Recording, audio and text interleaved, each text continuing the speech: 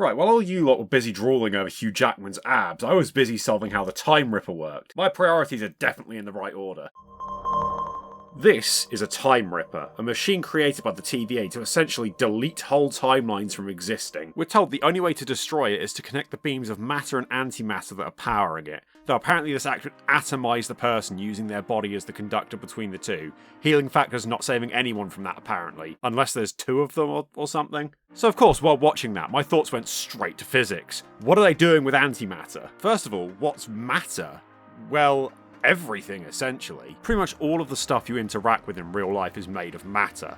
All that stuff is made up of molecules. Those molecules are made up of atoms, which are then made up of protons, neutrons, and electrons. Those protons and neutrons are made up of quarks, which along with leptons, which includes electrons and neutrinos, as well as bosons, which are particles responsible for carrying the fundamental forces, make up what is known as the Standard Model. And yes, in peak scientific creativity, the quarks are named up, down, top, bottom, charm, and strange. That's how you can tell a physicist named it. Basically, matter is anything that occupies space and has mass. So antimatter is like matter's dark, edgy rival? Well, no, they're particles, they can't be edgy. Not just as in a personality trait, like these particles kind of exist beyond our understanding of being shapes with edges. I'm getting off topic. Antimatter is the opposite equivalent of matter. Each matter particle has an antimatter equivalent with several properties reversed, most notably their electric charge. Take an electron, for example. Its antiparticle is called a positron. It has several properties identical to the electron, such as mass and spin. Where the electron has a charge of -1, the positron has a charge of +1. Quick note, when I say a charge of plus or -1, that's using a scale defined where the charge of an electron is -1. When matter and antimatter come into contact, they completely annihilate each other. Yes, annihilate is the actual technical term here. This annihilation can create smaller particles, though these new particles must come in matter-antimatter pairs. The annihilation will definitely create a lot of energy though. Also, eventually those smaller pairs of matter-antimatter particles will annihilate until it's just energy left. So where did antimatter originally come from? The same place as matter, the Big Bang. In theory, the Big Bang created matter and antimatter in pairs, which then annihilated into energy, which then can form matter-antimatter pairs again, in an endless cycle of nothing really existing for long. This, however, is not what happened. Somewhere along the line, there had to have been more matter than antimatter, so that we could be living within a matter-based universe. Roughly speaking, one particle of matter out of every billion managed to avoid being annihilated. Well, how the hell did that happen? One theory suggests that particles can actually oscillate between being matter and antimatter, and at some point in the early universe, some outside force tipped the scales, so that more particles ended up as matter than antimatter during these oscillations. In reality, we have no idea why. Enough theory, let's talk real life. Can we actually have antimatter? Absolutely yes, it's everywhere. For example, here's a super high-tech device that emits a positron roughly every 75 minutes. In the immortal words of Homer Simpson, "Bananas are an excellent source of potassium!" In particular, an isotope called potassium-40, which emits radiation in the form of positrons. Certain natural phenomena such as cosmic rays can produce antimatter as well. There has also been some evidence found of antimatter being emitted above thunderstorms. We even have uses for antimatter. Have you heard of PET scans? Well, the P in PET stands for positron. In PET scans, a tracer chemical is put into the body, which emits positrons. When the positrons annihilate with the matter in the body, they emit two gamma rays in opposite directions. These gamma rays are then detected and located in the body to produce an image. And finally, I can guarantee there is something in the room you're in right now that's emitting positrons as well. Because that thing is you. The same potassium-40 that's found in bananas is also in your body, enough that an average person emits roughly 180 positrons an hour, though this will vary from person to person. But all of those examples involve emitting individual antiparticles. In labs, research continues to create and store more antimatter. So far, scientists have created whole nanograms of the stuff. Now, that doesn't sound super impressive, but you have to consider that's a lot of particles. Also, stopping it from immediately annihilating is no easy task. Lab-made antimatter comes from particle accelerators, where particles are sped up to near the speed of light, then smashed together to see what comes out. When the particles smash into each other, they will very often produce antimatter particles. In order to collect the antimatter, it's separated out using very precise magnetic fields in order to stop them from being annihilated. The antiparticles are then decelerated and stored in what is called a penning trap, an ultra-high vacuum with a magnetic field that causes the antiparticles to move in a spiral. So if we can make antimatter, why don't we have loads of it?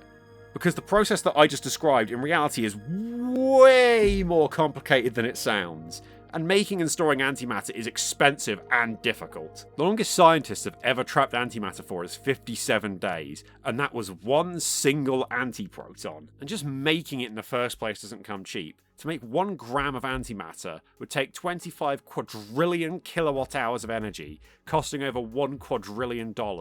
That's 10 times the GDP of the entire world. So if you were thinking about trying to use matter-antimatter annihilation as an energy source anytime soon, you might need to rethink those plans. Back to these two now, or more specifically the Time Ripper. Let's use our newfound understanding of antimatter to figure out what it's doing. The Time Ripper's purpose is to tear a timeline completely apart, essentially destroying a universe, and it seems like it's using matter-antimatter collisions as its energy source. Now, it's unclear exactly what particle-antiparticle pair it uses, and the fact that 2 beams are coloured doesn't really tell us anything, but essentially it seems as though the Time Ripper is a particle accelerator, shooting 2 beams into each other inside the main machine to produce energy. Deadpool and Wolverine's plan then is to move the location of the energy creation away from the controlled environment of the main machine by colliding the matter and antimatter beams below the machine to blow it up. But just how much energy does matter-antimatter annihilation produce? If you took 1 kilogram of matter and 1 kilogram of antimatter and perfectly annihilated it all,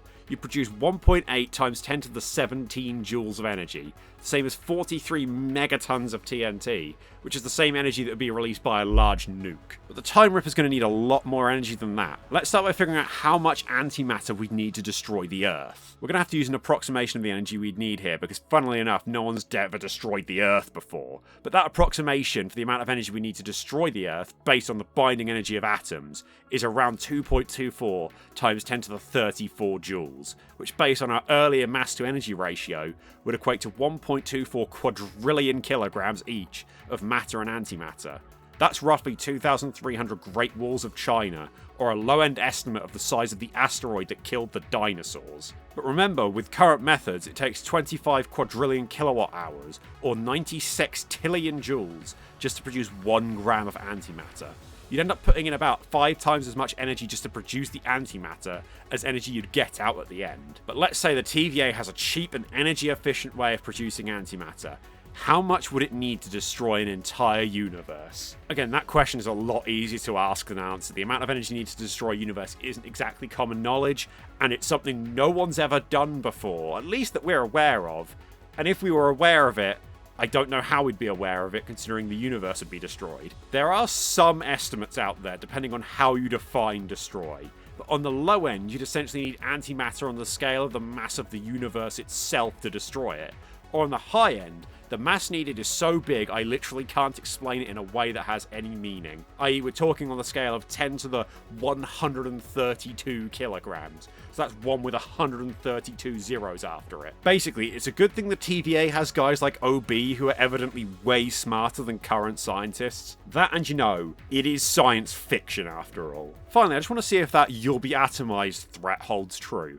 What would happen to someone if they grabbed these beams? Now, I said these seem to act like particle accelerators, so on the matter side of things, we just need to look for someone who, let's say, had a particle accelerator beam pass through their head. Meet Anatoly Bogorsky, a Russian particle physicist who in 1978 had a high-energy proton beam pass straight through his head. From his perspective, he saw a flash brighter than 1,000 suns, but somehow felt no pain. This is despite his head being exposed to between 2,000 and 3,000 sieverts of radiation. Despite his initial reaction being to not tell anyone what had happened, it turned out the beam had burned through parts of his face, bone and brain tissue. It left half of his face swelled, and it was expected that he would die in hospital due to radiation exposure. However, he didn't die.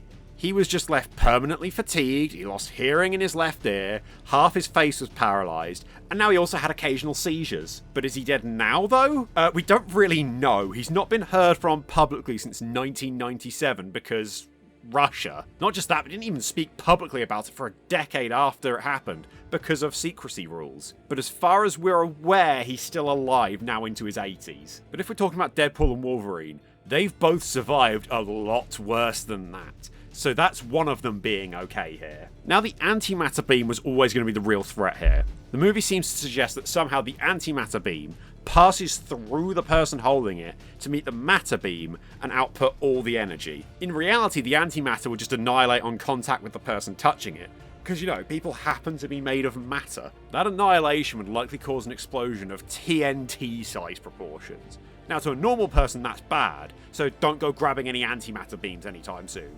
But to these two, TNT is essentially nothing. So Paradox seems like he might have been being a bit dramatic with the whole atomized thing.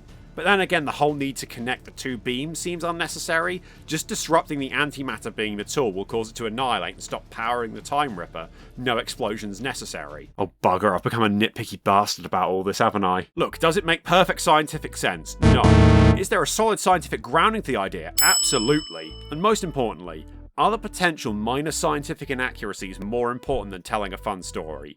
As always, the answer is absolutely not. Also, I'm pretty sure there's a large enough contingent of people who'd be happy with gravity not being a thing in these movies if it meant getting to see Hugh Jackman with his shirt off. And whether it's 100% accurate or not, it's given me an excuse to talk about particle physics, which I'm more than happy to do, and hopefully I've been able to use it to help you learn something new along the way. If you have, feel free to click the subscribe button, and I will see you when you're older.